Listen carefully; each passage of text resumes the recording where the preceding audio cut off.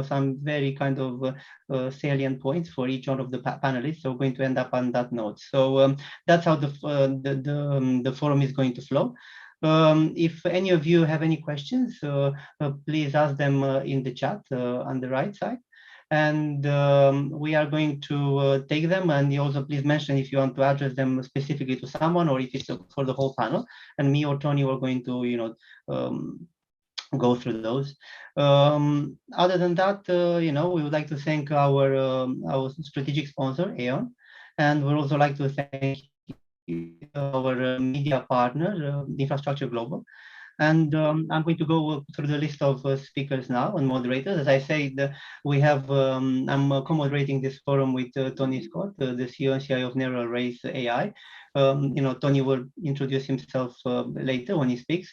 And I also have on the forum Mark Enzer. He's the Chief Technical Officer of Mode McDonald. I'm not going to go through each of you bios today. I probably can say a few words about yourself when your time comes to speak.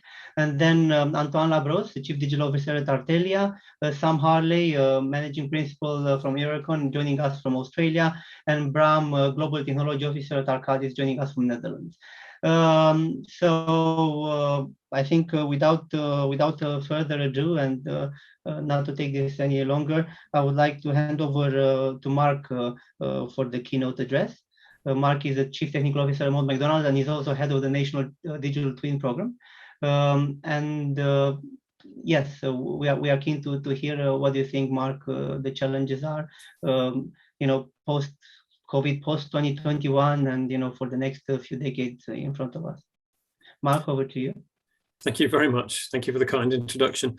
If I could just share my screen and then check that we are seeing it. Okay, so I think I'm sharing my screen. Can you see that? Fantastic. Yeah. So yes, thank you for that kind introduction.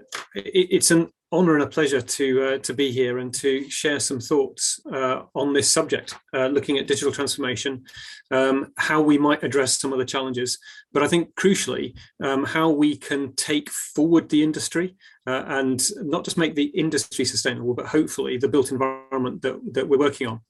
So what I'd like to do is just quite briefly share a few high-level thoughts. Hopefully what this will do is kind of get the juices flowing so we can come back and discuss it. These are personal views, so I'm not saying that this is the exact right answer, but hopefully it'll get us going. So what I'd like to do is talk a little bit about what digital transformation is, why it matters, and how we can accelerate it and get the benefits of doing that. So starting with that kind of crucial first question, what on earth is it? What are we talking about? What do we mean when we say digital transformation? And I think it's fundamentally about people. I think people are at the center of this. I think digital transformation is all about enabling people.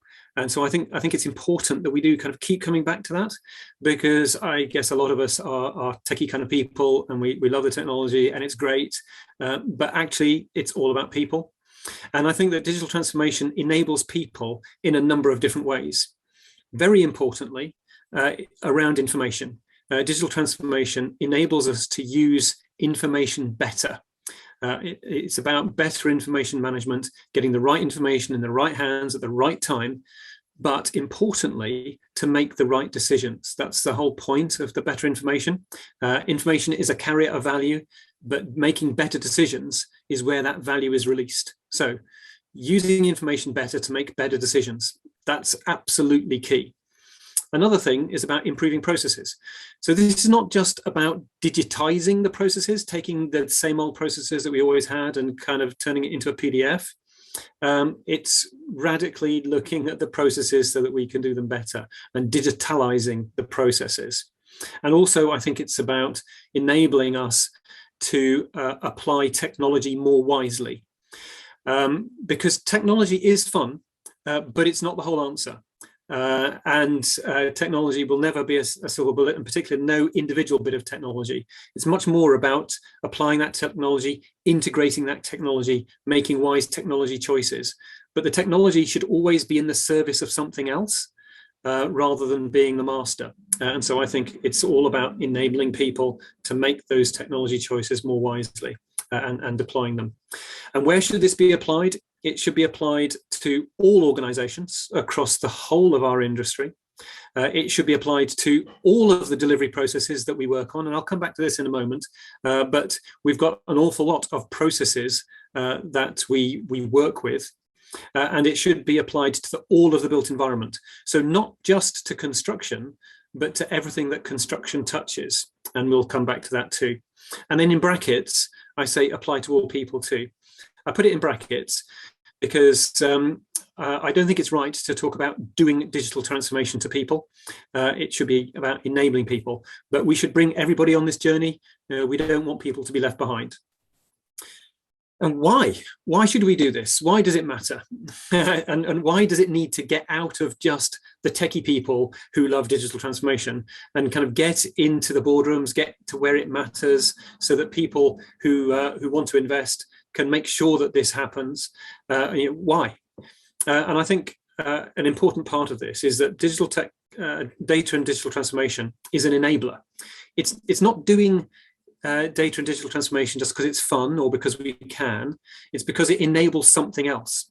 It is kind of the key enabler of our age as we move into the as we move well into the fourth industrial revolution. We kind of need to apply that to our industry. So it is an enabler of our age, but it enables better things. And that's why we need to do it. It's an enabler of other stuff that is more important. And the kind of things which it enables us to do better, and the reason why we have to accelerate digital transformation, is because it enables us to increase construction productivity. And then beyond construction, looking at that whole of the built environment, it also has the potential to improve infrastructure performance. And that's maybe even more important, because down that road leads to better outcomes for people. And we said this is all about people. And I think when we think about those outcomes, we shouldn't maybe just think about people. We need to put nature in there too, because as we've learned through the pandemic, our well-being is very much tied up with the well-being of nature too. So we should be using digital transformation as an enabler to improve outcomes for people and nature together. Interestingly, this is all very nicely summarized in a report that's come out just today. I would commend it to you very highly. Go and have a look at it. The Transforming Infrastructure Performance Roadmap, which enshrines exactly this thinking, kind of saying it's all about outcomes, which you can summarize in terms of the SDGs. But it also has this systems view. It shows how things are connected and how digital transformation plays an immensely important part in driving those better decisions that you can see at the center of this diagram. So do look that up. It's a really important piece of policy in the UK, and it's out just today. Building on some of those thoughts from transforming infrastructure performance, and I'll go through this really quite briefly, but maybe we can come back to it in the conversation, is just recognizing that our built environment is a system of systems, and therefore we need to see it and manage it in that way. Because each aspect of our economic and social infrastructure is a complex interconnected system. They're connected to each other, but they're also connected to the natural environment, which itself is a complex interconnected system. And now we're talking about our data and digital infrastructure, which is complex and interconnected. You join all of that together and you get our built environment, the most amazing thing that we've built around us. But sometimes we don't see it because we live in it. But we've got to see it as a system of systems in order to then get the best out of it. And this is where data and digital can really help us to understand it better and then to manage it better. Important to see the whole of infrastructure, not just the new stuff. So construction, we know, is massively important. In the UK, it's something like 8 or 9% of GDP. You know, it really matters. But it's only a 0.5% gets added each year. We've got 99.5% of it already, and we keep on needing to add to that. So we need to get the most out of what we've already got. And in doing that and seeing where digital and data fits in, it's really everywhere, because we can see these processes, which are effectively a connected infinity loop of processes that enable us to get the best use out of our infrastructure and built environment, with operation and maintenance, making it available for use. But then every now and again, we need that intervention. And I think helpful to see what we do in the construction industry as an intervention on the system, and we get the services and the benefits and the outcomes from the whole system. So every now and again, we do an intervention which needs planning and designing and building and commissioning. But really, these are connected processes, and we should have that golden thread, that digital thread that goes through all of them and joins it up. That's where we can start to add value the whole way through. And so we can start to then see the cyber-physical systems. We can't see them unless we look at the system itself. But this is all about bringing the digital world and the physical world together, where data goes one way and intelligent interventions go the other, to drive those better outcomes for people and nature. And so how do we do this? And this is where I need to go really quickly because I've only got 10 minutes. But again, it's just to get something out there. I think it's really important that we keep driving the front edge forwards. We need to keep moving that envelope. So we need people to be thinking about digital twins and connected digital twins. That's my day job. That's it's a fun place to be. It's not everything though, obviously, because there's the bulk of the industry that in many ways needs to do some basic stuff, some basic digital transformation. And we need both. It's not one or the other. We need both. And what we also need are the translators, those who can take the new stuff which is coming through and translating it so that the bulk of the industry can change. So I think 3 areas of focus. We need the front edge to keep advancing. We need the bulk of the industry to be doing some changing, and we need the translators. Really important to get the kind of the standards so that the front edge isn't just way off in front, that it makes change. Interesting to note that what I've drawn is not new. Of course, it's not new. It's just a distribution curve of adoption. But what I think is really important is for us to see that this is socio-technical change. It's not just technical, because unless it gets adopted, it doesn't work. And so we need to attend to the human and the organizational factors that actually mean that this stuff gets adopted. And that's hard. People talk about it being the soft stuff, but actually it's the hard stuff. But we need to do that. Otherwise, this doesn't deliver the benefits. I think central to this is understanding how the whole industry works, seeing the core importance of clients, and seeing how the supply chain kind of lines up and does what clients ask for, if they ask for the right thing, and also the role of policymakers and regulators and investors in kind of driving the behavior of clients. So if we understand how this works, some are putting in place strategies to do that, but really important to kind of do it on purpose, benchmark so that we know what our starting point is and to see how we're moving, and then to share. Crucially, identifying good practice and sharing it. 3 really simple things, but it makes a massive change. So with that, I'd like to finish. Thank you very much indeed. Mark, thank you so much for your keynote. That was very insightful. I would like now to hand over to my co-moderator, to Tony Scott. He's going to introduce himself and he's going to say a few words about the theme. And after that, we're going to to move to Antoine and then to the other panelists. Tony, over to you.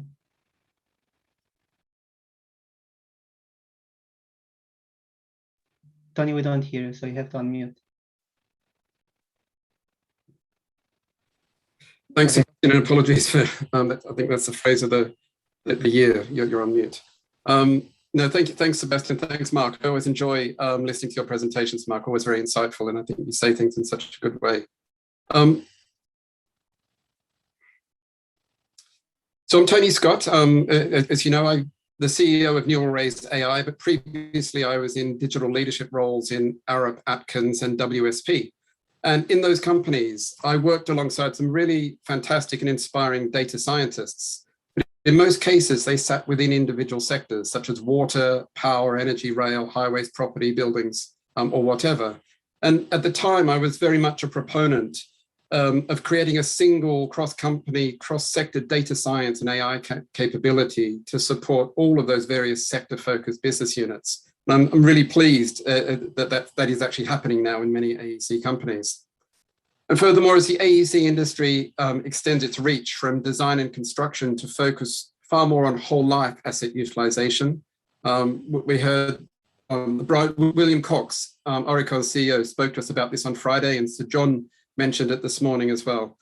And as we see an increasing convergence between the Internet of Things, or IoT, and artificial intelligence, I think such a focus on data science as a cross-sector technology enabler will, I believe, be crucial to the AEC industry's future success. Now, in 2018, I stepped away from my major corporate roles and formed my own startup company called Neural Rays AI to bring this belief to life. Our vision is to build solutions for a better world. We're now a 70-strong technology company across multiple countries, offering data science, AI, and software development services, but on a deliberately cross-sector basis. And for me, that's given us the opportunity to move beyond construction and infrastructure, and additionally into the worlds of retail, marketing, healthcare, medtech, fintech, aerospace, defense, and more. And it's really fascinating for me witnessing the different levels, or varying levels of digital maturity across those different industries. For some time, I've been an advocate of consulting engineering companies moving beyond a pure time-based revenue model and into the worlds of product and platform development, and with their associated license revenue and viral adoption. And at Neural Rays, we've very much taken this to heart with our own product development capability called Neural Rays Labs. And this has led to the recent launch of our first Neural Rays Labs product, Riskwell Protect. Now, having witnessed over many years major project and project failures and cost and time overruns, we realized that in many organizations, project risks had been correctly identified and logged. However, they and their supporting mitigations and actions were just not being managed effectively. So we took this problem to heart and aimed to develop a suite of risk management products that we hope will disrupt the risk management software market. Our vision is better decisions equal better outcomes. And the suite will work alongside existing project management practices to democratize risk management across organizations of all sizes. It will connect board decisions to tangible actions and performance improvements and deliver projects better using performance-based risk closeouts. And it's really an exciting time for us now at Neural Rays AI and Labs as we gain that initial market feedback on our first product. Now, some definitions that I hope will marry up with what Mark was just telling us. A few years ago, I became quite frustrated with fellow CIOs questioning the use of digital on the basis that IT had been doing digital for years. But at the same time, and at the other end of the spectrum, I was seeing marketing colleagues slapping the word digital onto pretty much everything. So this gave me the challenge to come up with a working definition of the word digital when used in terms such as digital transformation, digital workplace, digital twin, digital innovation. So for me, digital in these contexts is about using emerging technology to create human and business outcomes previously considered impossible, or better still, never before imagined. And I still use this definition with my own teams to raise the bar in what it means to create a digital solution, moving the focus on from the technology itself, which is often what people see as the exciting part, to the human traits of creativity, empathy, and leadership that are really needed to achieve those outcomes that truly do make the world a better place. And to me, that is where the real market differentiation in digital takes place. So then moving that on to digital transformation. And again, I hope this chimes with Mark's message. I extended the definition of digital to span the entire organization. To me, it's about leveraging digital technology to change the whole enterprise, both internally and in terms of how it engages with the market. And again, human and business outcomes are key. Mark talked about people, information, process, and technology. It's all about the people, Mark said, and making better decisions. And I can only echo his message here. So most importantly, with today's ever-increasing pace of technological change, it is taking an outcomes-first approach that is key to achieving successful digital transformations.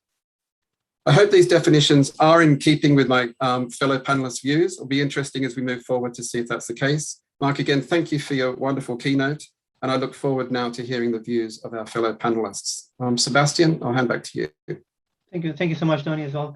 Thank you. So I think we're now, with this, we concluded our screen sharing session. So the rest of this forum is going to be just with our heads. And I'm going to hand over now to Antoine. Antoine is Chief Digital Officer at Artelia. And yes, Antoine, over to you. Yes, thank you, Sebastian. And I'd like to start by saying that we have to realize and be honest about our industry, and to say that our industry is lagging behind. And when I tell my fellow engineering consultants that, they say yes, but of course we're not Silicon Valley, and of course compared to the big tech companies, we're behind. But you don't need to look that far. I think even if you just compare to agriculture, I think there's probably a lot more tech going into agriculture and more innovation maybe than in our industry. So we could, and I think the choice we have is to maybe look at the positive side of this, because obviously it opens up very wide doors to do better and to leverage from the experience of the other industries, because there have been so many mistakes made, including by really big companies like General Electric, and I think there's a lot to learn from these. I would also like to stress what Mark has said, is that digital is the way to think about it. Shouldn't be just a scanned version of the analog world. That's not good enough. It has to do more, or it has to do better. And if you take an example from our everyday lives, Uber isn't just about ordering a ride digitally. It also does more than that. For example, it solved the headache of payment. At least if you've ever taken a taxi in Paris 10 or 20 years back, you know that how difficult that can be. So digital has to do more. And the question I would like to put out, I think that's maybe one thing, if you take away from my experience, is the fundamental question of asking, how does digital create value for our industry, so that it doesn't become a buzzword or just something you have to talk about, some gadgets you have to buy, but you're doing it because it drives value for your customers, and because you're able to harvest part of that value. And if you, in a bit of a provocative way, sometimes I ask my colleagues who have come up with ideas, what does it say on the invoice? When do you send that first invoice, and to whom do you send it? But of course, values can also be expressed in different ways. It could also be a better experience for our own staff or for the customers. It can be efficiency gains. We've talked about that. It could also be new services, and it can be improved or stretched existing services, things that we couldn't do before because we didn't have the computing power, but that are now possible. And once you've identified that value, comes an important question, which is who captures that value. And I'm a bit new to FIDIC, so I'm not fully aware of the etiquette here, but I'll assume that we don't mention any names of companies, but we will have to ask ourselves if the software companies, like the major CAD type of companies, for example, if they capture all the value, or the big Silicon Valley firms, then what is left for us? Are we, the engineer, just a commodity that you plug into a bigger data and engineering platform, or are we able to harvest a fair share of the value?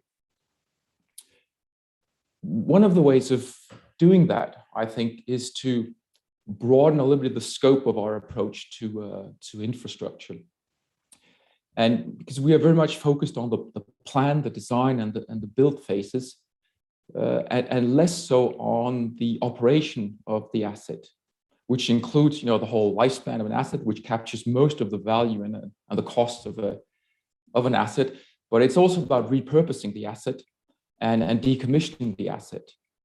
And why am I mentioning this in a digital form? Well, it's because I think that data, in particular in the form of a digital twin, is what ties all of this together. And this is what allows you, over the many decades that a lot of our infrastructure actually lives, to extract that value. And as a consequence of this, I think it will reshuffle a little bit the boundaries of our industry, because we're going to be competing in a space where you also have real estate developers and you have facility managers. Just to conclude, I said nothing I've said so far is maybe very COVID specific. However, to add a COVID flavor to it, I would say that of course, there's the whole remote work thing, but I think, as was said previously, we need to put that in an even bigger context. But one thing that one takeaway from COVID is also the need to plan for the unplanned, or the black swan effect. And that is something that will also trickle down into the way we plan and build infrastructure, because it's, a given piece of infrastructure is gonna change over time. So and then, as we've heard, especially in Friday's session, there's trillions of dollars being poured into infrastructure. With lately, it's the bill in the US in the past, and there's so many trillions of dollars that the conversation on Friday was that basically we don't really have the capacity to absorb all of this in terms of good bankable projects.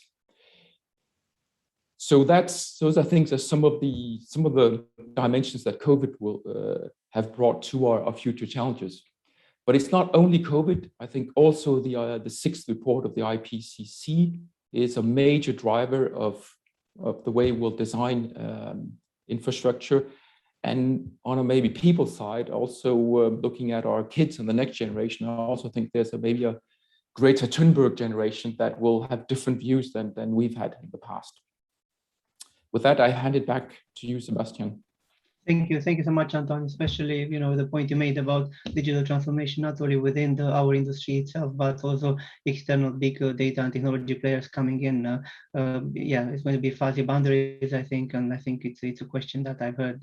It's an issue that I've heard over the past few years at our digital conferences for the AEC industry. So next is going to be Sam Harley, who joined us from Australia. He's the managing principal, digital enabled at Oricon. And Sam, over to you. How are things looking from Australian perspective? Yeah, no, interesting, and good afternoon, good evening from where I'm at the moment. So, and once again, thanks, FIDIC, for affording the opportunity to come and have a discussion, a really, really topical discussion, given the times that we're living in. And I suppose, just listening to Antoine speak, I'll probably take my thoughts down a bit more of the pandemic route. And a few things that sort of really come to mind, given what we've experienced in the last 18, 24 months, is the question around how we're going to be using infrastructure post-pandemic. And I think the obvious one is with people working, from home. I call it living at work sometimes myself. That's how it sometimes feels. But what do the changes really look like, where we're moving away from a centralized working environment? What do we need to do with these current built assets? Do we need to repurpose? I think Antoine mentioned around transform. Do we go to multi-purpose? And it's interesting to then start to think about mapping out, well, what are the other effects that are, from an action like a drastic action like changing our complete working environment? What are the flow-on effects to, say, the transport infrastructure? How are we going to be using transport infrastructure in the future? We've been congregating in these centralized precincts, cities, CBDs. How will that look a lot different moving forward? And I think to Antoine's point around we need to create value. So I think we really need to understand how the communities, how the global communities are going to be using the built environment that exists today, and how that's going to look different in the future. A big one is healthcare. I would say healthcare, or the health industry as a whole, has gone through a significant digital transformation in the last 2 years, and not so much with a focus on infrastructure, but I'll get to a point in a minute, but even just a huge transformation with things like contact tracing, very data driven, huge data sets, needed to map those data sets together in a very short period of time. And I'm not so familiar with the practices, say, in Europe and out of the UK, but here in Australia, it was a massive shock. And a lot of our state government health departments really had to kick into gear and really start their digital transformation with those sort of data sets from scratch. So that's going to be interesting to see, whether that's a global common theme. But I think with health infrastructure in particular, when you're looking at just the way that they transact with the community these days, I mean, we've started to see this real emergence of, remote patient evaluation, data-driven diagnosis, and thinking of what will that mean for the health industry, and what will their health assets look like moving into the post-pandemic era. Look, I don't think it's any secret. I think COVID-19 has very much accelerated digital transformation, but I think the question that I've been posing to peers in the industry, has it slightly altered the direction of this digital transformation path? And I'm thinking, if we're looking to unpack that sort of statement, if we're using infrastructure in a different way, are we starting to see new capabilities come through, skills that we need within our industry? And I think Tony made a really good point around the emergence of data science and data engineering, being very cross-industry, very cross-discipline. Are we seeing other types of skill sets starting to surface that we need to consider to bring into our environments in AEC? And in the events of the pandemic, how are we changing or potentially changing the structure of our services? I know here in Australia, especially within the construction industry, we're finding construction sites very much a sort of a breeding ground for COVID outbreaks, and we have a huge opportunity to leverage the industry's digital transformation to look at things like off-site fabrication, off-site construction. How do we limit number of people on sites, etc. And does that unlock different business models? And that's not just construction. I think that's across the supply chain, obviously looking into operations and maintenance of infrastructure assets.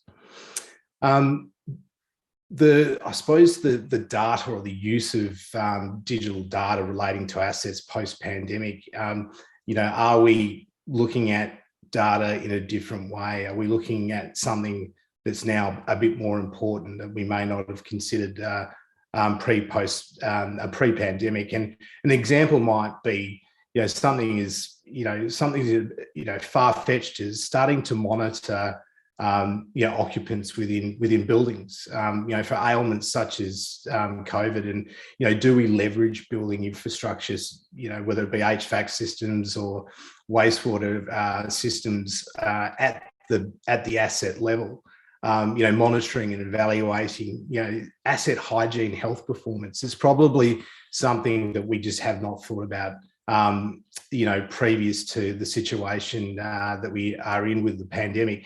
And I think it sort of starts to open up a myriad of different questions.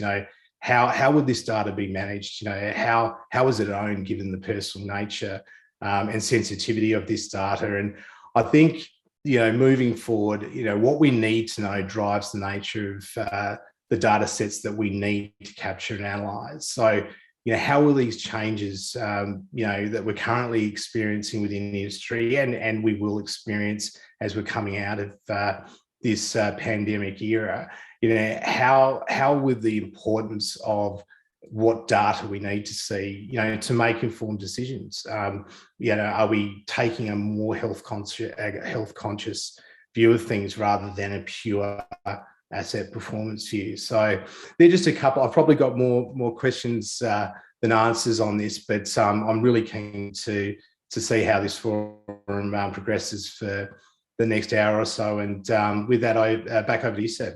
Thank you so much. Thank you, Sam. And finally, but not least, Bram Mommers from Arcadis, joining us from Netherlands, right? And Bram, so what are your thoughts, especially after you heard the rest of the panelists? I think a lot of stuff is already being said, right? We talk about people, data centricity, new products and services, the rise of the tech companies, digital trends, not only about the object, about the taking really like the entire city into consideration, etc. I think not going to add too much about that. What maybe my thought is, being in these conversations for quite a while now, when we talked about BIM in the past and information management, still we are trying to move things forward. Still we are like at the bottom list of industries, how we are adopting digital. And how is that? And what I learned then from the crisis of the COVID crisis, where we went like remote working like instantly, like within 1 week, thousands of people, 28,000 people in Arcadis are working from home, really like within a week, no questions asked, couple of days done. So if it's possible, can we use the same energy to really use in our own industry to move things in a more data-driven way and share data across the life cycle, share data across companies, so really we can move into a digital era. Because in the end, and I think Mark and Tony both also elaborate on that, it's all about people, about culture, about our ways of working, and how do we move forward. So can we learn from the COVID crisis how we quickly can adopt a new way of working within the industry? And I think we need to. And I think we need to because the ask from the world around us is enormous. You know, we have to reimagine the world because of sustainability, climate change. We have to adopt ourselves. So the ask is used to us consultancy companies, and we don't have the workforce, the power to cope with the demand. So we need to adopt those digital technologies to be able to design a new world for us. And we cannot do that in the old-fashioned way. And if we don't do that, if we as consultancy companies don't take on that challenge and make that change, then you will see, like Antoine was already mentioning, that the market capital value of the big tech companies will continue to go through the roof, while we are being commoditized and our value which we provide will become smaller. So I think it's our responsibility to really now pick it up, make a change, think about data centricity, think about how we can use emerging technologies, how Scott was mentioning it, to really create a better outcome for the world around us. Thank you so much, Bram. Thank you also for summarizing a bit the points of the other speakers. And with this, we finished kind of what we said is going to be the part A, the key topics. So each of you, gentlemen, you made your points. So now we are ready to move into a second session, which is going to be 25-30 minutes. And the format is going to be more like a fireside chat. So so you can feel free to ask yourselves, to ask each other questions and debate a bit further on this point. Yeah, I mean, and also Tony, I don't know if you have anything else to add or you'd like to prompt the panel to. Yeah, thanks, Sebastian. I'm happy to jump in and just throw in the first question, perhaps. Antoine, you talked about this industry as a lagger of other industries, and it's something that's been said for the last 5 years. I just wonder how fair that really is, and I just wonder, Mark, in your role as Centre for Digital Built Britain, looking at federated digital twins and so on, do you see that as a fair comment? Bram, you talked about big tech on the rise and how it's moving in to this industry, big data and so on, while perhaps the engineering companies work has been commoditized. If I just throw that back to Mark, do you see that these comments as fair? And if so, what might be done? And I'll then open it out to the panel at an industry level to address these challenges. Yeah, I mean, I think that there's a lot that is fair in that comment, but we've kind of got to look at it a bit closer to see more detail. And I think the key thing for me is that the industry is not homogenous. It's not all the same. And if we look at the best bits of the industry, they are very, very good indeed. It's leading, and you can see some stuff happening in the built environment that is just as exciting as what you could see in advanced manufacturing or aerospace. But that's the leading edge. It's just that the rest of the industry is not like that. And therefore, I do think that a lot of this is about making the rest as good as the best. I try to show that on my kind of distribution curve. And I think that which is leading is amazing. But the bulk, I'm trying not to say the rump of the industry, that would be wrong. But the bulk of the industry isn't there. And I think that maybe Antoine's comments are much fairer in that place. However, for me, the really good news is that all of the good practice already does exist. It's just not evenly distributed. It's almost like if we just took everything that we have now and made it happen across the whole industry, the industry would be absolutely amazing. Yeah, we've got a lot of the stuff already. It's just that we need to work out a way of getting it adopted across the whole industry. And I think, therefore, that is the biggest challenge. And to my mind, that isn't a technical challenge. It's a socio-technical challenge. It's about humans. It's about working with industry to get stuff that we already have adopted. And in me saying that, I'm not saying that we shouldn't care anymore about developing new technology. Of course we should. But my point is that that's at the leading edge. One of the key things we've got to do is get the stuff that we've already got used properly. It would be amazing, transformatory, and yeah, actually, digital transformatory. Thank you, Mark. Yes. And does anyone else have a thought on that, Antoine? Yeah, I can add on that. Yeah. Yes, I think it's a fair comment. However, it's not meant to point the finger at anyone. It's not to blame the industry. But I came recently from an industry that was a bit more techy, so it's quite noticeable. But there's reasons for that. I think the one thing that struck me is that I think digitalization is sort of almost antagonistic to the culture of engineering consultants, where you basically there's no room for error, right? You don't really do trial and error, and that's good, when you design a bridge. But in a digital transformation path, you have to move away from project mode, and you're more in a platform mode. So things don't stop and end the same way, and you are going to make mistakes. So you need to overcome that culture barrier. And I think our industry has had less pressure because we're a B2B business, and there's little consumer pressure as there's been on banks, for example. And because we have to be fair, also margins are really meager in our industry. We don't earn much money. Right? So the willingness to go that extra mile is reduced. Right?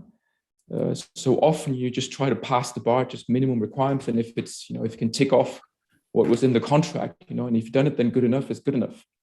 Right? So it's quite hard actually to go that extra mile where there's no cash in the machine. Right?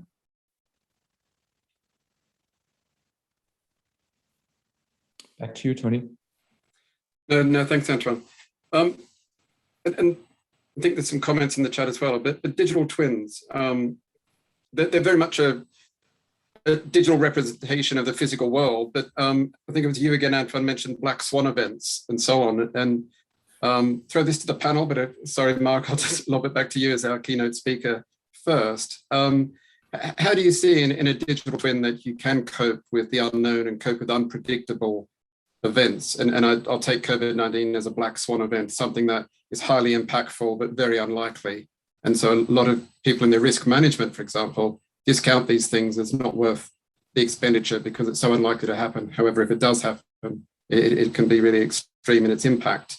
But in the sense of a digital twin, and Antoine, you talked about the value being on the digital side, perhaps more as the physical side gets commoditized. But how then do you cope with the unpredictable and the unknown? I love the question, and what I think I might need to do is just kind of hold myself back, because I would love to talk more about this, and maybe there'll be an opportunity to talk a bit more about digital twins, but I'll try and constrain myself. There may be some people on the call who don't know what digital twins are, so just to outline that very briefly so that I can then follow on and answer. A digital twin is basically a digital representation of something in the real world. That could be assets or processes or systems. But the key thing, and the thing that actually makes it a digital twin, is a dynamic data connection between the digital and physical worlds. And that transforms. So instead of having kind of offline dead models, suddenly the models are informed by what's happening in the real world. And so digital twins can be absolutely transformatory. The thing we're working on at CDBB on the National Digital Twin Programme is not just individual digital twins, though. It's making connections between them. And that's even more fun, as if digital twins themselves weren't good enough. So the idea of connecting digital twins is to basically share data between one digital twin and another, so that the other one is better informed, can make better decisions. Now, this I think is really, really relevant to systems and systems thinking. And I was kind of introducing that in my talk, but I know I was going very quickly because I was trying to cover a lot. But I think that if we see the built environment as a system of systems, then we need to have competent tools to help us to understand and manage it as a system of systems. Now, what I think is interesting in this is that with the type of system that it is, it can't actually be controlled. It's a complex, emergent, adaptive system of systems. So the best we can do is hope to understand it a bit better and make better decisions to make more informed interventions. But we can't control it. It doesn't work at that scale. And what digital twins are so good at doing is helping us to understand what's going on inside the system because they're updated. And then if they're connected, then you have the potential to understand across the system. So that's I think where the value comes for digital twins. And just to kind of indicate why this is so important, because I feel some people might be thinking, oh, he's just talking theory. The reason why this matters, like it matters massively right now, is because the big challenges that we face actually as humanity are systems-based challenges. You know, climate change is a systems-based challenge. It doesn't just affect rail only, it affects everything. You know, so the challenges we face are systems level challenges. So we need to address them with systems-based solutions. In other words, it's not just a nice to have now to understand across complex systems, it's a must have. And if we don't do it, we won't be able to solve net zero or climate resilience, or in the future, circular economy. You know, this is a must have. And the one final thing I'd say on this, and what I'm hoping is that I might be provoking my fellow panelists to come back, but something which I think is super noticeable in this systems thinking is that the systems themselves are connected. We've been connecting them for ages. You know, energy is connected to transport, is connected to telecoms. It is connected. The trouble is that we run it in silos. So our organizations are not connected. And so if we're going to try and solve systems issues, we've got to find a way of making the connections. How do you connect? Oh, you share information. And so this thing about secure, resilient information sharing across organizational and sector boundaries is not a theoretical nice to have. It's a must have if we have a hope of addressing the big challenges of our generation. Mark, thanks for that. Anton, you have your hand up. Yes, thanks. So I would say, for me, the value of digital twins when you look at these black swan events is that, first of all, you can sort of scan the space of, you know, unforeseeable things that happen, and you probably can't get the right swan. You won't figure out the right swan, but you can test a whole array of different swans, and just, you know, assuming that communications will break down. You might not know what happens. You know, is it an earthquake, a cyber attack? But you can test that happening. So you sort of can scope out that spectrum, and then when something happens, you can actually act based on the real conditions. Because I think part of the main challenge and difference of digital twins compared to traditional models is that it's an as is or as operating model. And therefore, I've worked a lot in the water management space. You could, you know, in theory, all this infrastructure was designed, you know, 30 years ago to operate this way, and, you know, whatever dams could open and close and everything was functioning. But then when something happens, especially if it's a natural disaster, half of the stuff doesn't work, right? And it can't operate anymore because things have happened, things have been changed. So the digital twin gives us the ability to actually react in a way that is actually operable based on the existing state of the infrastructure. And I can take a COVID-related example. Is, you know, the whole, how can we change, you know, the layout of the rooms, hospital rooms? It's an issue we had in France. You know, we need to have more distance between, you know, rooms and the shower, and you need the real model of the hospital to do that. Or changing HVAC. I mean, if you just have the build plans as they were 25 years ago, you know, a lot of things has changed since that. And if you don't have that information in the twin, you can't act swiftly. Okay, thank you, Anton. I have, I was having a thought listening to you guys. I mean, we all have, we used to have phones, then we have mobile phones, then we had smartphones, right? So speaking about infrastructure, but it's a lot of there are a lot of conversations now about smart infrastructure as well. So basically, strategies in cities allowing real-time analysis of data and decision making, which can improve resilience. It's all about resilience, supporting flexible and adaptive solutions. I don't know if any of you have direct experience, any of your companies or any of the situations that you come across about building this smart infrastructure of the future, not just infrastructure, but smart infrastructure, and obviously made smart by the role of digital.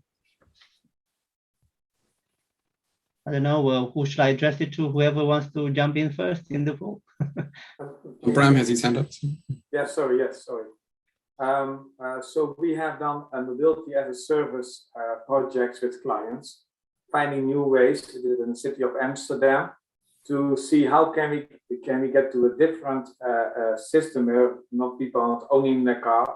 We really have mobility as a service.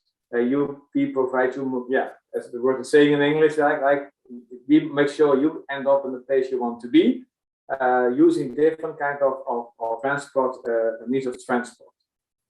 This can be like mass transport systems, like a train, etc. Can be bikes, very common in the Netherlands, but also in the future more self-driven cars, etc. So we do see that coming more and more. We are advising our clients with those kind of new ways of transport. We are also investing in startups who are doing that. So it is coming.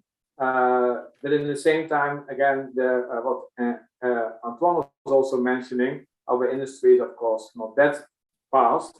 So we are a little bit maybe behind what's actually going to happen. What will happen if 5G has arrived and Tesla is totally prepared for that and the cars can drive autonomously in 5 years' time? I don't think that our infrastructure of cities are ready for that. So I think in that sense, I think that the tricky thing of that we are working in a very complex environment with all the different stakeholders which need to align. We're not always sure where the money is coming from, makes it difficult to adapt those things. But we surely see that with clients, these new types of mobility are being addressed. Thanks, Bram. Yeah, so could I maybe chip in on that as well? And perhaps it's a kind of just a language thing, because you can obviously use lots of different words to describe the same thing. But I think, Sebastian, if we're talking about smart infrastructure or smart cities, it really is exactly the same thing that I was talking about when I was saying about applying the fourth industrial revolution to the built environment and cyber physical systems. Because that's what the fourth industrial revolution is about, is bringing digital and physical together. And where we can do that in order to make better decisions, to drive better interventions, leading to better outcomes for people and nature, then that, I think, is central, absolutely central to what we're talking about. That this is it. I think it's particularly relevant in cities. And this idea of being able to make connections between different models, different digital twins, becomes super relevant in cities, because that's where different parts of infrastructure come together to serve people. And so, for example, transport is not separate from energy. They're completely independent. And we can see that very clearly if you're looking at great big fleets or swarms of electric vehicles. Is it transport sector? Is it energy sector? It's both. You need the connections. And likewise, they're completely reliant on telecoms. And so is water. And so it's, all of these systems come together to serve people, especially in cities. And so I think one of the essential things for us to understand smart cities is to see it in not just in terms of technology, even though there's some really fun technology there, but to see it in terms of this information flow through the processes across the whole system. And I think a large part of what digital transformation is about is enabling secure, resilient information flow across organizational sector boundaries. That's one of the big challenges. It's totally doable, though. Thank you, Mark. Anyone else wants to contribute to this? Have any other? Islam, you have your hand up. Yeah, thanks, Tony. I suppose, Mark, one of the things that we see a lot in the conversation about digital twins, digital precincts, smart cities is where do you start? I think Antoine made a good point around it's all about the operating asset, and us as consulting engineers, we obviously play a role in the supply chain, and I think a lot of the questions coming from our clients is, well, what are the ingredients we need to achieve this digital twin, connected smart cities? Where do you see as the key starting point or the key ingredient for success to achieve that outcome? I think you're on mute there, Mark. How amazing is that? Digital transformation, eh? So I think that's a really good question, though. And I think that for me, and it sounds trite, but forgive me because I'll get past that. The best way of starting is by getting started. What we don't need to do is try and build the perfect finished product. The way of starting is just by starting. And the way that we talk about that in the National Digital Twin Programme is doing it one purpose at a time. We think that purpose is incredibly important in all of this, because the ultimate purpose is driving these better outcomes for people and nature. But each individual digital twin should be driven by purpose. It's like, what is it trying to achieve? You don't build a digital twin just because it's fun or because you can. And so I think the starting point for that is what decisions are we trying to make better? And would those decisions be improved by being fed by data coming from the real world, feeding into a model, helping to make better insights and generate better decisions? And so that's the starting point, is what decisions are we trying to improve? And it could be anything. It could be operational decisions for running an individual train, or it could be planning decisions for planning across a suburb or whatever. But it's kind of that's the starting point, is what is the purpose? And it's always going to be to do with particular decisions, make those decisions better. But then what we see is that if you've got lots of those starting points, lots of purpose, lots of digital twins being driven by purpose, then people will identify other purposes and think, oh, it works for that. Could we do that for this? And then the ball starts rolling. So we would very much say, grow a national digital twin one purpose at a time. And just to emphasize, it's not just one purpose at a time for the digital twins themselves, but one purpose at a time for the connections between digital twins. And then that way we can see that it would grow in a very organic kind of way, which would actually mimic much better the organic way in which the system itself has grown. And so it becomes a complex, emergent, adaptive system itself. Fantastic. I think Bram's got his hand up. Yeah, sorry, thank you. Yeah, I think the point that Mark makes is very important to start small, because before we know what we have, the genetic exercise here, this will never take off because we make it too complex. So I really like the idea of making it small, making it purpose, objective-led, and build this twin around that. I think, I think it's a very important one. When I think it becomes complex, is when we come to merge those digital twins, because we will see that the perspective, how the separate digital twins have been built, are different. That semantics which has been used in those elements will be different. So there's also like is a question that, if another question I think is something we need to organize. Is at the moment you want to bring those federated digital twins together, that they fit together when it comes to the information. And I think there's still a lot of work to do, because we don't have our semantic standards ready. We don't have our, we have Building Smart, we have IFC, etc. But that semantic is not enough to build a digital twin. So I think, but that should not stop us, as Mark is also pointing out. Let's start small, get things on the road, have experience with it, show the value, but at the same time on a different layer, start to create those standards which we need to bring things together in the end. Antoine, your hand is up. Yes, I don't know if some of you attended some of the sessions on Friday, but there were some inspiring talks with which came more from a financing and funding perspective. And it's always interesting to hear economists because they sort of tend to see a bigger picture. And to my surprise, actually, some of these people mentioned digital twins, and we've been discussing mostly of improving the operations, getting more efficiency, getting smarter infrastructure, which is a very technical approach. But I think there's value in the digital twins also from an investor's perspective, especially when non-industrial investors or financial investors, they don't understand the asset, right?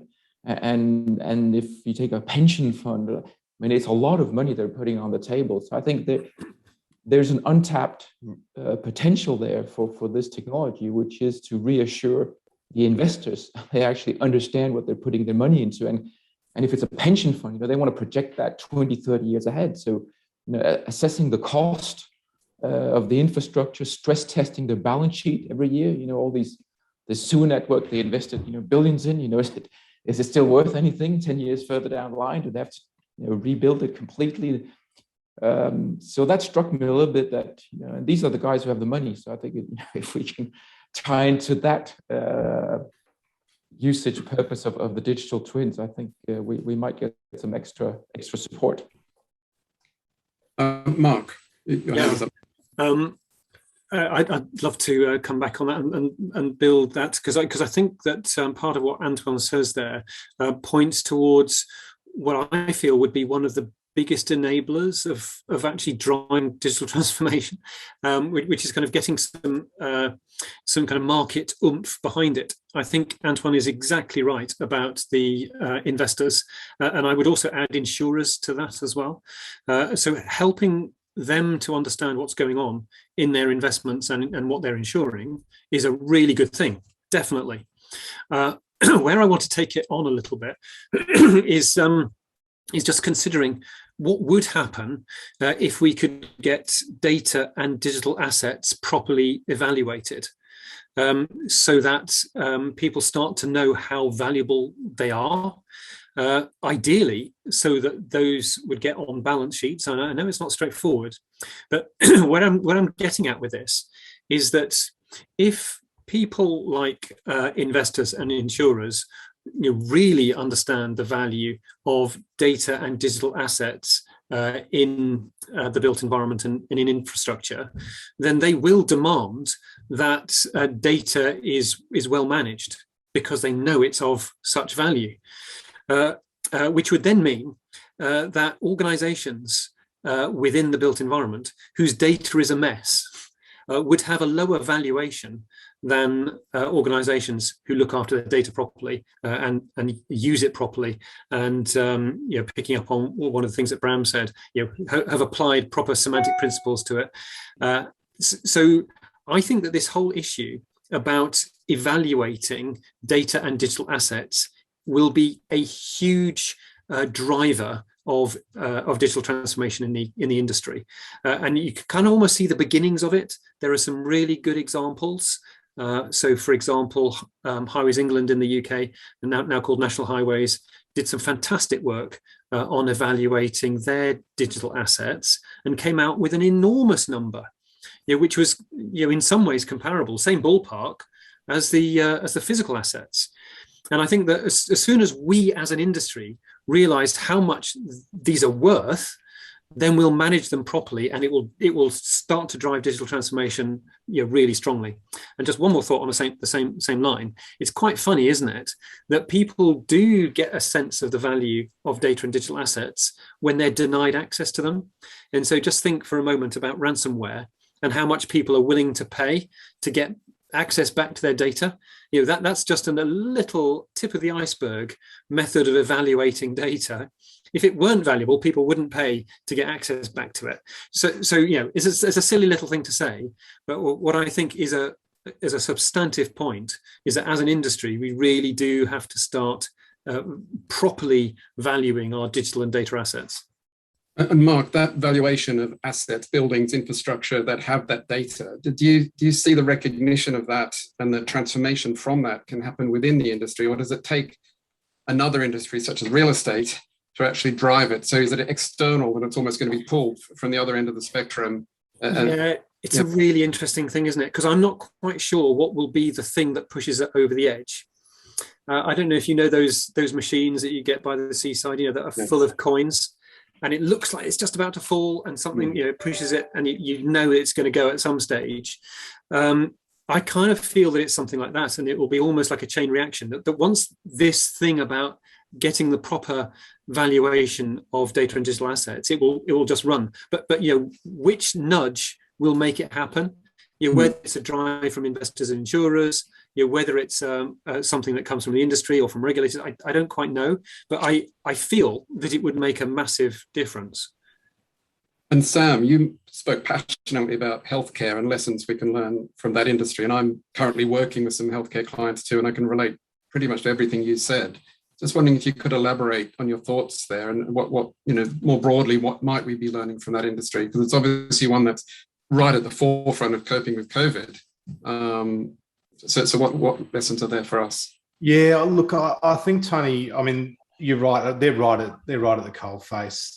They've really had to transform, in my opinion, more so than any other industry. I think where healthcare, has done a good job is being able to connect with other environments to inform what is actually happening in this current landscape at the moment.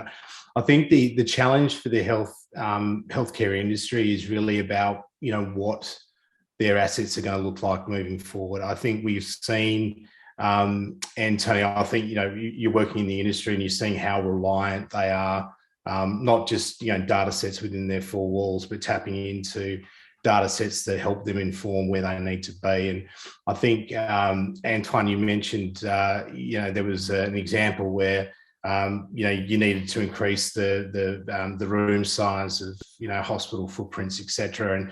And I see that industry as being so dependent on not only the asset relating to their data, but now that things like patient data is becoming a lot more readily accessible, and how can that industry actually leverage that to have a more efficient service that they're providing community, picking up patient diagnosis remotely. Is it going to be an age of where we're wearing particular health sensors that that is a trigger to go into the physical asset rather than being treated remotely? I think it's going to be very interesting to see how that plays out, and we're starting to already see it. We're seeing it transform rapidly over the last 2 years. I think the journey for that industry in particular has got a long journey ahead of them. But I think they are in a position where the rest of us and various other industries that we're playing can take some very good learnings of what they're tackling at the moment. Thank you, Sam. Thank you. So we're transitioning now into the question and answer section, last part of our forum. But thank you for this fireside chat, and I think we can continue. I think we can mix the two forms of delivery, both the fireside and the Q&A. I had a question from Infrastructure Global, which is FIDIC's international news platform, and I phased out that question. I mean, basically, COVID-19, we all agreed, right, that it's been a catalyst for digital change, not only in our industry, but I think in most of the industries. And the question is, how do we manage change within the organizations, and especially the role of proactive versus reactive change? I think a lot of this change has been reactive, and maybe there is more value now from a digital point of view for people to do stuff a bit more proactively going forward. And then the question from Infrastructure Global is that what is the role of engineers, since we are the Federation of International Engineers and the infrastructure sector, in helping to explain this change to stakeholders and to the public? So a bit more of a complex question about digital change and about the role of engineers and infrastructure sector to explain this change to stakeholders and the public. I mean, I don't know, maybe if we start with you, Mark, if you can give us our thoughts about that and what you've seen as well in the past 2 years, right? Yeah, I think this is really important, isn't it? Because I think change is needed. And in some ways, this is kind of all about change. And I guess change can happen in a number of different ways. What we've seen with COVID was a really big driver of change. As the panelists have said, you're in the office one day and you're not in the office the next, and something has to change. So there's a massive driver for change, which people respond to. But there's so many benefits of continuing this digital transformation that my view is that we have to keep changing. But that won't happen by mistake, or it won't happen optimally by mistake. I can imagine the change kind of happening slowly, almost by Brownian motion, like a random walk, where a little bit of change happens here, a little bit there, and it gradually moves, but it's going to take an awful long time. So my view is that we should really grasp this one and do it on purpose.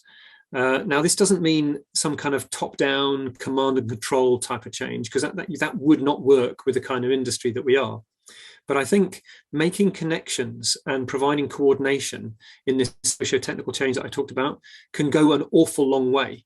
And so I think that very simple model that I outlined that is being used by the Digital Transformation Task Group in the UK's Infrastructure Client Group, I think that can go a long way. It's like a few simple instructions that can make something complex happen. The kind of thing with termites in a mound.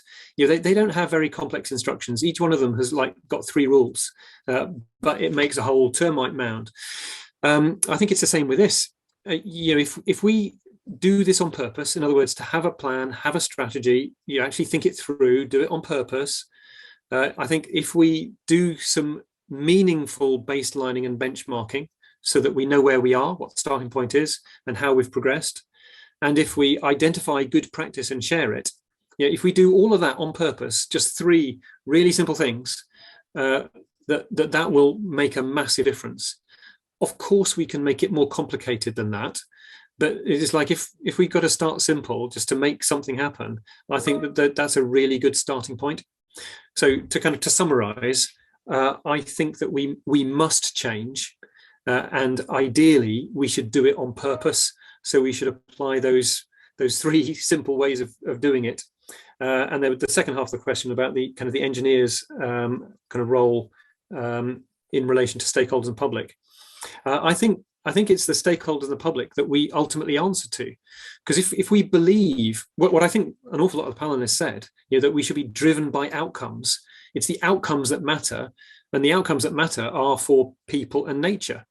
So that's what we should be held to account for. So yes, absolutely, engineers should be in that kind of value chain. It's not just improving little technical stuff in our little zone. It's kind of connected up, and it matters because it leads to better outcomes for people and nature. Thank you, Mark. Anyone else on this topic? I want to add one more thing about change. When we talk about that, it's all about people and culture, what this change is about, because all the ingredients are already there. Please invest in that. You have really the tendency as being engineers to invest in the techie stuff and invest in standards, etc. But really invest in the soft stuff and do soft things with your people and try that cultural change, because in the end, it's a cultural change. Within Arcadis, we called Expedition DNA, and we just started an e-training program around digital transformation. It was not mandated, but in the end, like 66% of the company has done it. And we have engineers around the world dropping up and down and want to do data analytics and BIM and other stuff in their projects. And then you get all those connections with the clients. And we have so much uptake right now that we almost cannot handle it from a technology perspective to handle the request from the engineers. This was really a big surprise to us how big the impact was. And I learned a lot from that. So if we think that digital transformation is in people and culture transformation, now let's put half of our money towards that and not into the technology itself. I think you'll be surprised about the impact that will have. Thank you, Bram. Antoine, you still have a raised hand? Yes. Just from still with a bit of my fresh eyes on this industry, I think I see this industry as relatively undifferentiated. So when I asked my colleagues from Artelia, how are we different from the other engineering consultants? Actually the answer is a bit fluffy.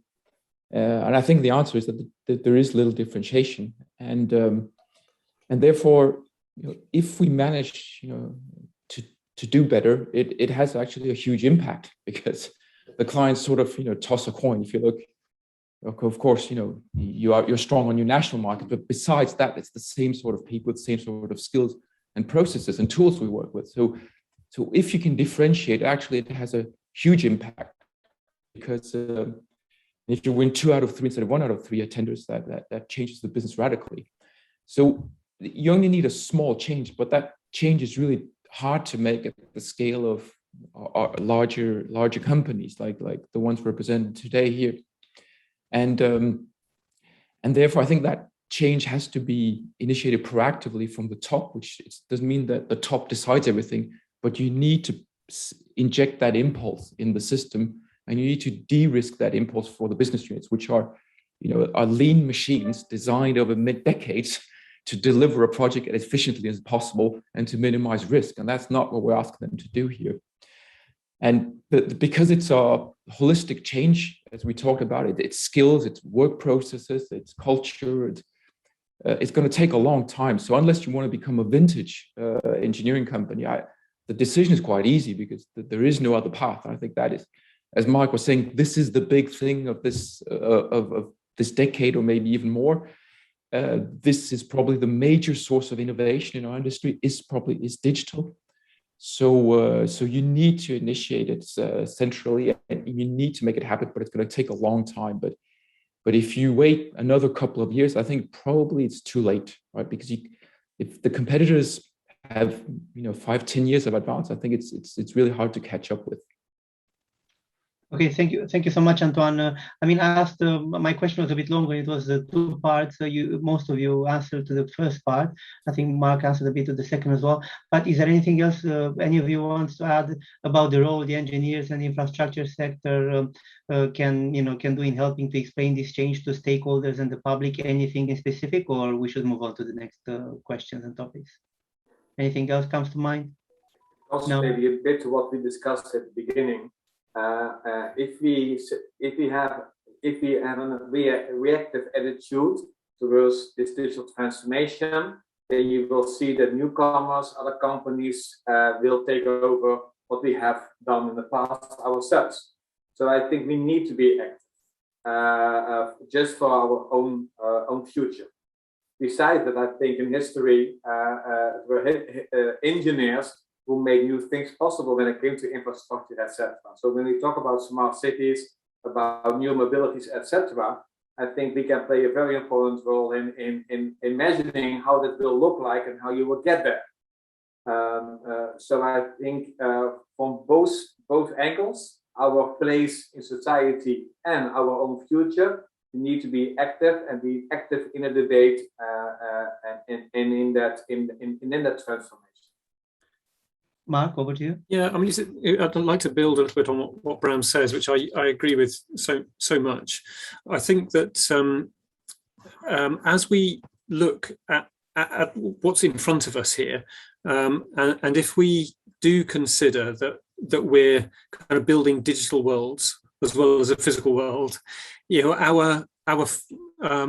our ancestors in engineering did amazing things to build the infrastructure that's around us, and worked in that physical world, built physical things, and we're very grateful to them because we're still benefiting from them. I think that what we have potentially for our generation is the opportunity to build the digital worlds for the same purpose, which is to benefit people and society and nature.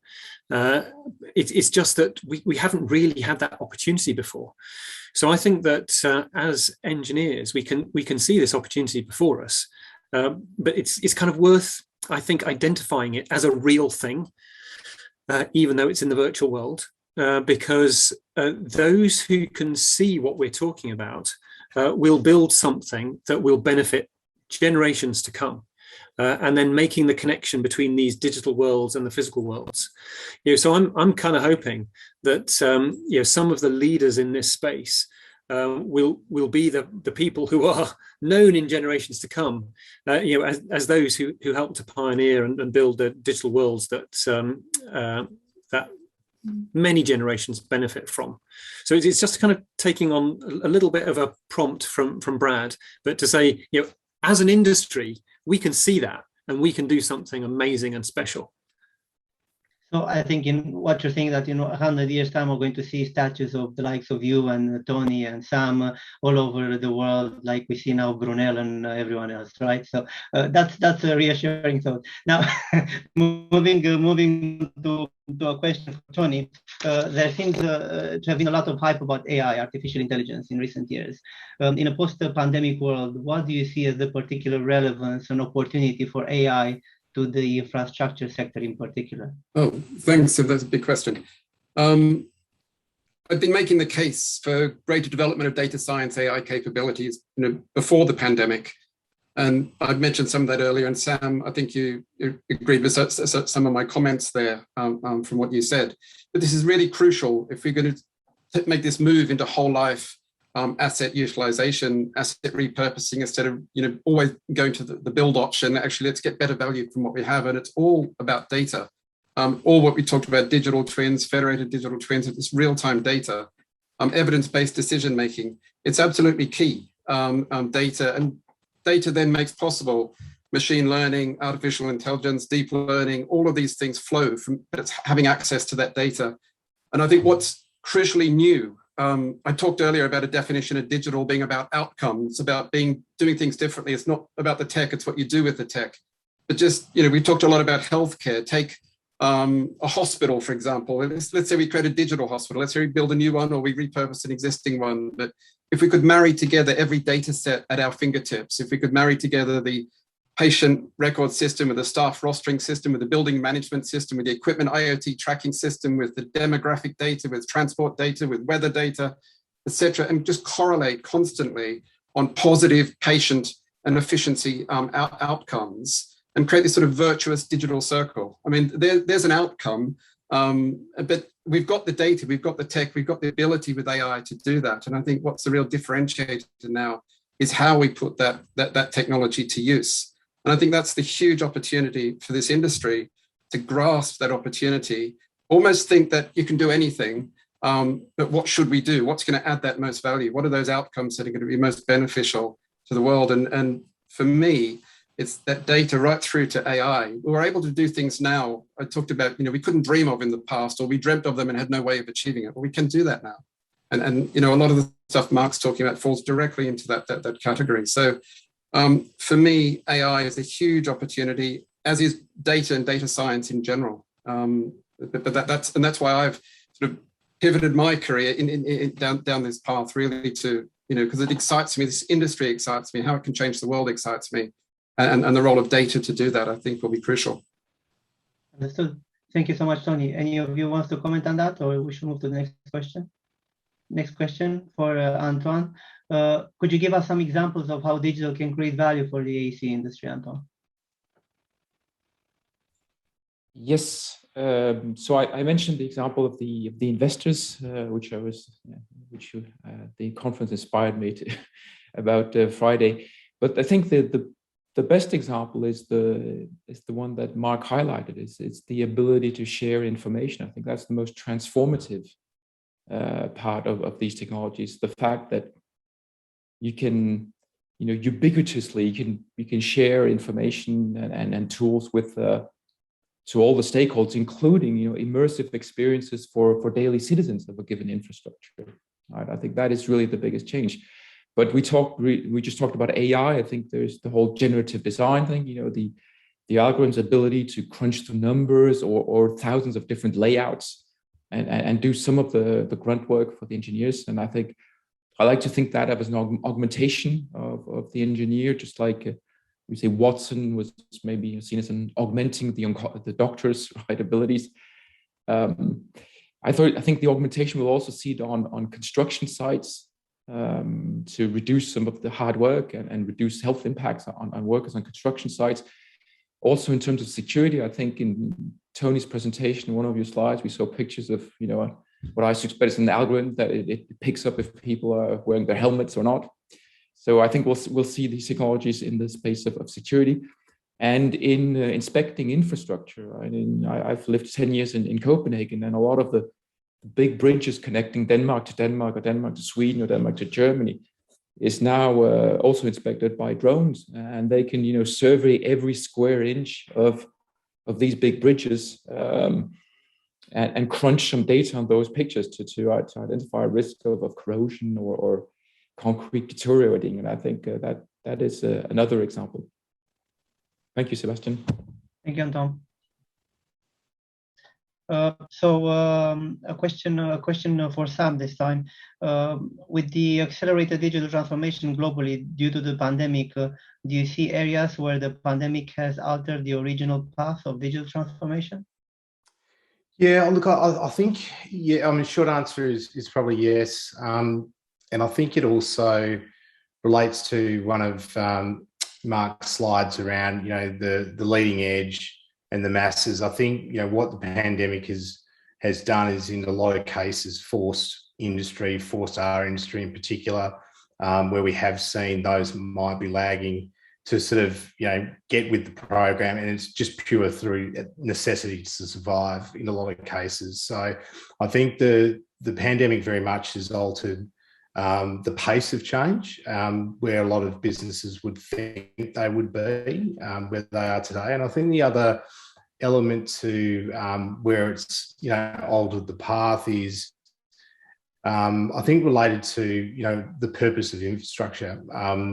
What are we looking to use infrastructure for? How has that slightly changed? How does that actually impact our own digital transformation? And I think with digital transformation, I think Mark's slide at the start around people, process, technology, information, and data, and then obviously implementing that and adopting it. I think also looking at Tony's short presentation, the data is really becoming the core asset. And how do we use that data? Can we use it differently? What do we really need to see? What decisions do we need to make into the future that may have been altered, or our perception or thought process may have been altered with what COVID has laid upon us? So I think there's still a lot of questions as to what the world's going to look like post-pandemic. But what I think we can guarantee, for us, the massive need to be data-driven, the role that we play in the life cycle of infrastructure as assets, what we can use those infrastructure assets for moving out of this pandemic is really going to be quite interesting. Thank you so much, Sam. I would like to welcome for a few minutes with us Dr. Nelson Ogunshakin. He is the CEO of FIDIC. He has many other hats, and I would like to salute his meteoric apparition. Probably he's going to spend with us just a few minutes. And, we would like to take this opportunity to pick up his brain a bit about what he thinks about the changes that COVID are going to bring to infrastructure from a digital point of view, and the role of proactive versus reactive change. Yes, any thoughts on any of these subjects, Nelson? Thank you for joining us.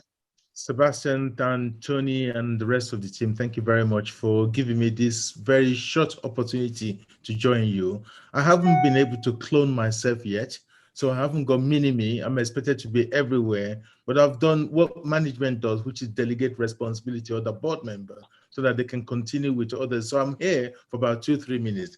First of all, let me thank you all for giving the time to engage on this conversation. FIDIC's never had a forum that goes in line with normal conference. And this year, I want to experiment. Why? We are in a very new world. 3 years ago, when I came into FIDIC, I asked this young man called Sebastian that I want to do digital transformation. And we spent a short period to go cloud, to put our system in. And within 6 months of doing that completion, the COVID hit us. If we had not invested into digital transformation, activity would have been stuck. Now I step back and I'm looking through. I've heard the word data is the new gold. I've heard we need to work from home. I hear, social mobility. I hear, the city is getting dry. I hear people are working in a remote, and I'm asking myself, in the new world where people talk about infrastructure, where we haven't got enough money, but we have increasing demand for infrastructure, And people are asking the question, where does standardization come into it? How do we develop digital twins? How do we bring activity together in such a way that we can have infrastructure that is resilient, that is transferable, that we can trade? Now, those are a big picture that's going to the back of my mind.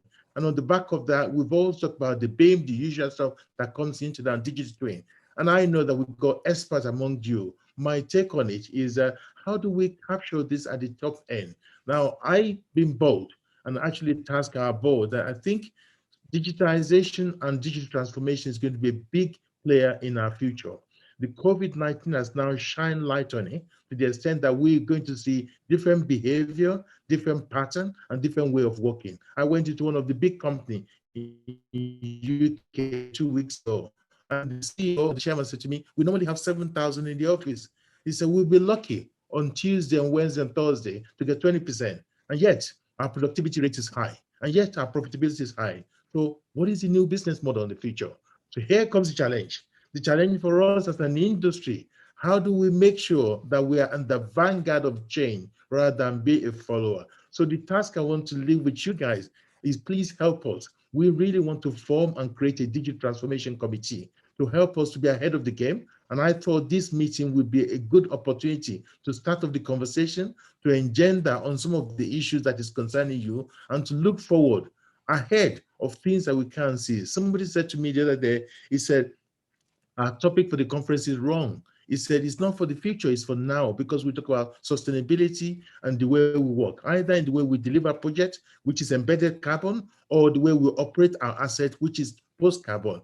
Either way, we need to have data that enable us to track the efficiency of this asset and to be able to do that. Here is all going to be a big change in our industrial revolution. So I'm asking the question, so please don't have any guide as to where you push the conversation. I really want to have an open conversation. And sorry, I can't be with you throughout the conversation. Otherwise, I will dominate your conversation. But the thought I want to leave with you is this conversation is the beginning of a new chapter in the FIDIC war, where digital transformation is going to be at the top end. It's a board matter for discussion, because this is going to be radically changing our industry. And I do not want FIDIC to be a follower. I want FIDIC and the industry to be a leader in that. So on that note, Sebastian, I'm going to stop and hand it over to you and Tony and let you take up the conversation. Thank you very much for your contribution. I hope you enjoyed the conversation, and please make this as the beginning of a new chapter where I'm going to come back to you and seek your engagement as we move forward. So thank you very much, Sebastian, and thank you, Tony, and thank you to all the panel.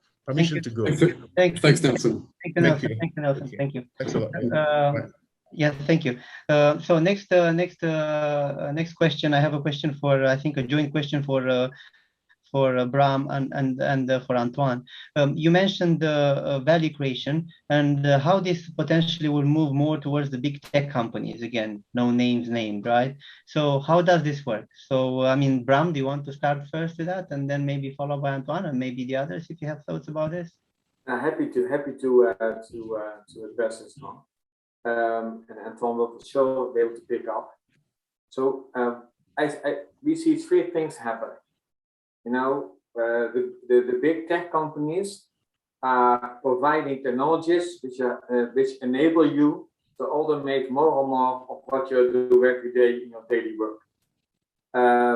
With that, you are actually outsourcing your work towards the technology of those big vendors for which they ask license fees, etc.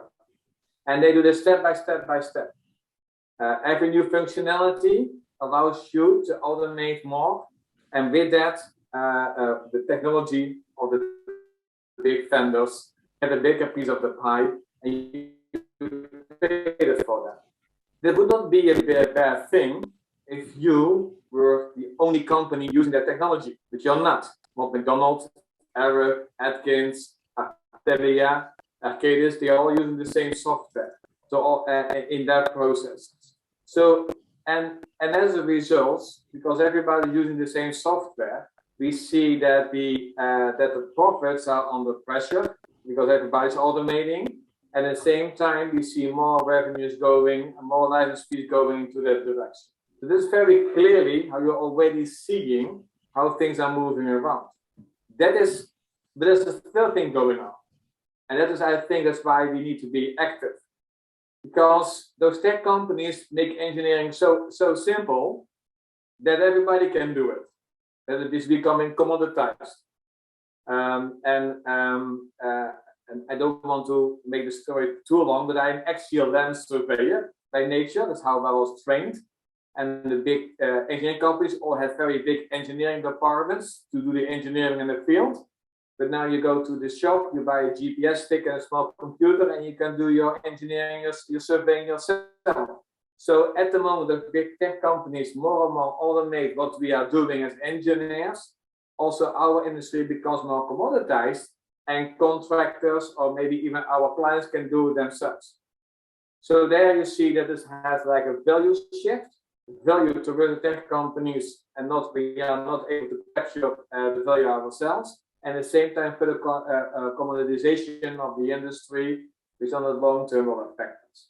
And that's why we need to be active and on the front row. Otherwise, we will be slowly eaten by the world around us. Okay. Okay. Thank you, Bram. Antoine, would you like to add anything to that? Yeah, I think Bram said it very eloquently. I think I completely agree. But the question that then is asked is, we can't be defensive about this. The question, no one really cares if this is good or bad for the engineering consultants. I mean, the question is, is this good or bad for our customers? And if it's good for them, if we get squeezed, they don't really care. So it's undeniable that these companies are going to get a bigger share of the cake. So the question is, how do we reposition ourselves, within that space? I don't think we can fight it. And I don't have the answer. Okay. I would add there, Yes. in my roles in AEC companies, I've worked a lot and led sort of partnering opportunities with some of the big tech companies, in fact, all the major big tech companies. And to me, it was always about partnering. And I know some of my colleagues more on the business side felt perhaps a bit threatened here. But to me, the domain knowledge was all within the engineering company. And when we look in terms of the outcomes, and if we focus on the outcomes as what matters most, that's where the engineers, with all those years and decades of experience, can lead on and have that understanding, which the big tech companies don't and probably never will, because there's not their area of speciality. Yes, but the key thing is to come together in more of a partnership model, and that's what really will make a difference, I think, in the marketplace. And then the other area that was touched upon was sort of automation and commoditization of work. And again, this is something, especially with AI and so on, and the automation of rules-based repetitive work. A lot of engineers perhaps feel a bit threatened there that their core work is going to be taken away. But I think the message back is more of a reassuring one. We don't necessarily want people doing the same thing over and again, and that being repetitive. If that can be automated, then that's surely a good thing. But actually free people up to do those things where human beings excel over the machine. And I mentioned creativity, empathy, leadership, and these are the areas. And I think clients will pay for those things. So yes, the business models may be changing in the future, but we should actually see it as a positive thing and not necessarily a threat. Thank you, Tony. Tony, I believe you also had a question as well about digital. Yeah, and we did actually open this to the participants, and thanks for those who've asked questions. And Jörg Martin Hoberg, and this goes back perhaps to a little bit of our earlier conversation about digital twins. But Jörg asks, who should pay for the investment in digital twins? So facility management, i.e. the client as the driver, should pay a large part, but clients insinuate that productivity gains of the contractor and error reduction of the designer will provide return on investment without additional remuneration. What does the panel think? So I don't know who might want to jump in and answer that. Well, I think probably not an answer, but maybe just a statement. I think, and Mark, I'm sure you can answer that this a lot better than I, but I think it goes to a question of value. Who's receiving the value? I think we play a contributing role, as many other players in the supply chain do. But I think from an investment point of view, you need to have a look at the return and who's going to receive that return. And it may make it a little easier to have that conversation. But Mark, over to you. I'm sure you've got a very eloquent way to answer that question. Yeah, I'm not sure about the eloquent stuff, but anyway, I've got a view. And I think it's kind of making a connection between how we deal with the physical world and how we might deal with a digital world, and looking at the kind of the parallels there. So I think in the physical world, we're quite familiar with asset owner operators who own and operate the physical assets, and they make decisions to run those assets better, which might be operational decisions or maintenance decisions or some kind of intervention decision. So I can very easily imagine that for those kind of decisions, remember you were saying that everything should be driven by purpose, for those kind of purposes, it makes absolute sense for those same asset owner operators to own the digital twin, because it's just kind of doing the same thing in the digital world that they're already very familiar with in the physical world. So that one maybe is the easy answer, isn't it? It's like that's the entry level. I can also imagine other people who would be interested in owning digital twins and therefore investing in them, and those are people who would get benefit from making other decisions better. So I talked about there being kind of planning decisions. And if you're going to try and make planning decisions better, you can imagine that maybe planning authorities or regulators might want to be the owners of those kind of digital twins. But you might also want to make better design decisions, in which case it makes sense for contractors and consultants to own digital twins. So I don't think that there's a one-size-fits-all answer for this. I think it's much more likely to go with what the purpose of the particular digital twin is, who's going to get the benefit from that purpose, as to who wants to invest in it, and basically get the benefit of the ROI. So that would be my general answer. I think it's, again, as so many things are actually, it's to do with the purpose. Thanks, Mark. That addresses the main points of Georg's question. Thank you so much, Mark. First of all, apologies. We've taken a bit longer than anticipated. I think this was a very interesting conversation, so apologies for being maybe too interesting. I would like to move into the final part D, where we want to look at the key takeaway actions for FIDIC. And since Bram will have to leave us shortly, since this will overrun, I would like to start with Bram, followed by the others. Just a minute or two. What should be the key takeaway actions for FIDIC, you think, in regards to our topic and what we discussed for the past 1 hour and a half?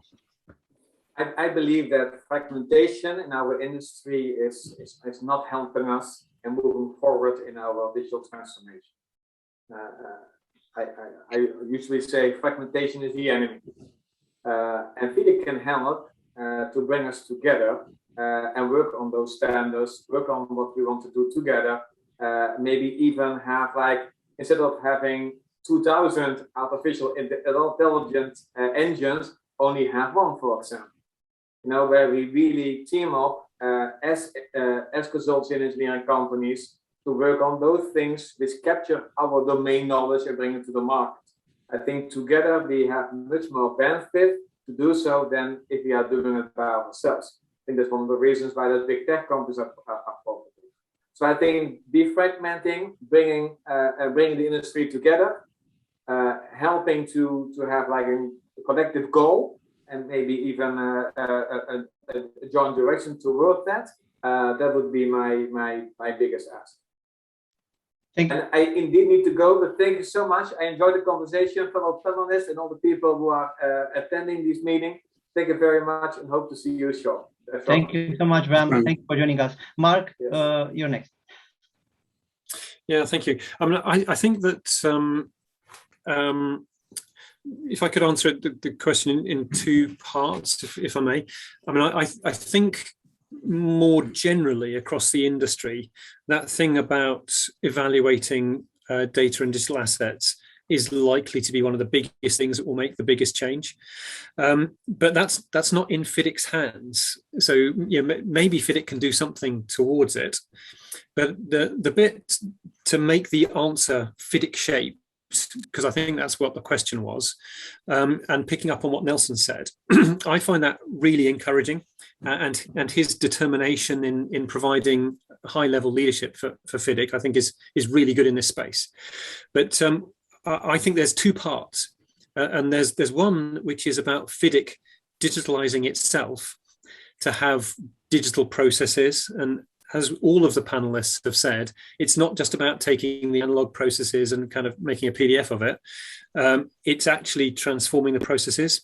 There's so much that FIDIC can do internally in that way. That would be brilliant. But my other part, which I think would be even more brilliant, would be FIDIC kind of stepping up and maybe being a driver for the more wide change in the industry itself, because FIDIC has a position of leadership and can kind of give the nudge, and it might be the nudge that pushes those coins over the edge, and actually gets the the chain reaction to happen. But if FIDIC could play its role in driving the industry change, that would be just wonderful. Thank you so much, Mark. Moving on to Tony.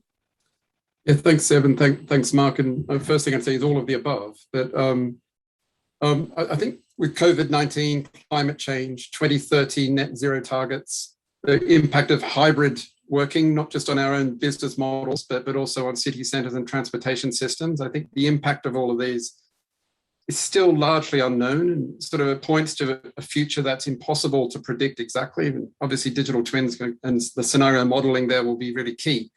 But I just think we can't use how we got to where we are today to predict where our future success. We can't use past successes and business models as a guide or predictor of future business models. And again, I'm repeating myself from earlier, but I just think it's through the appropriate use of AI, data science, risk management, scenario planning that we'll truly be able to prepare ourselves for the uncertainty, shall we say, of tomorrow. And to take Mark's analogy, if FIDIC could give that nudge in some of those key areas, it could be very beneficial at a society level. Okay. Thank you so much, Tony.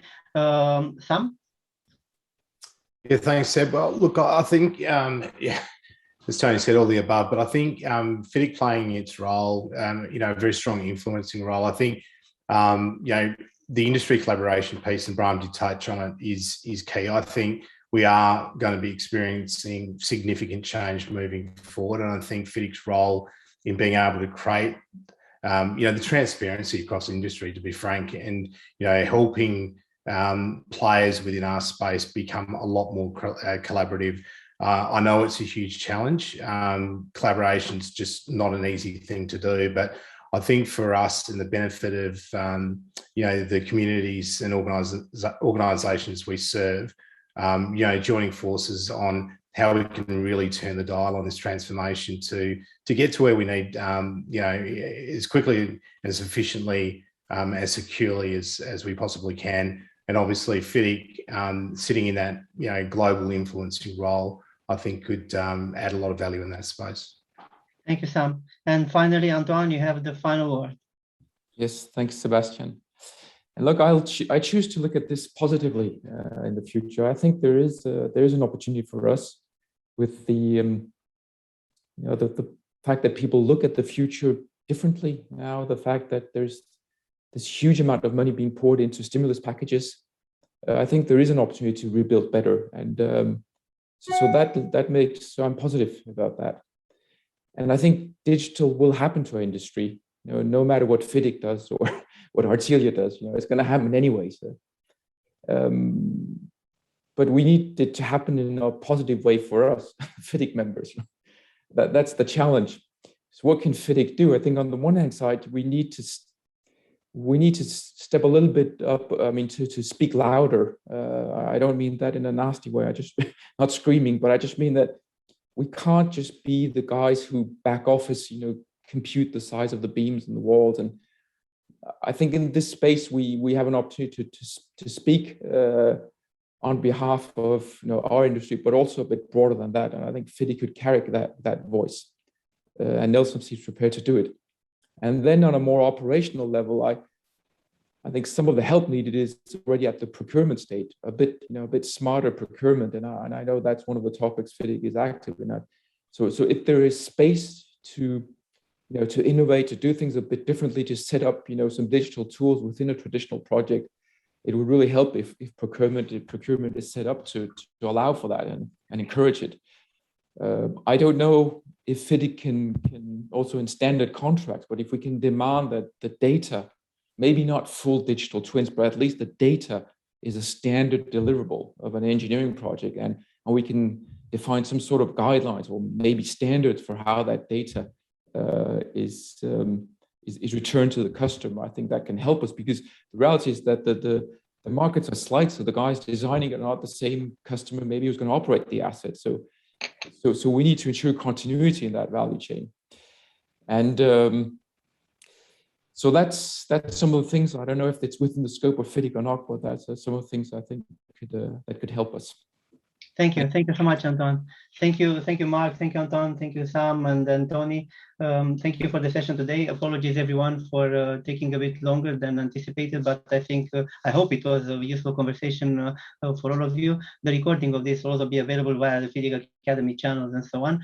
And I hope that we're going to meet again in the future to discuss on this and follow up topics. And thank you again for taking part today. Thank you. Thanks, everyone. Thanks, Thank all. you. Have a nice day. Thank you. You too. Bye-bye.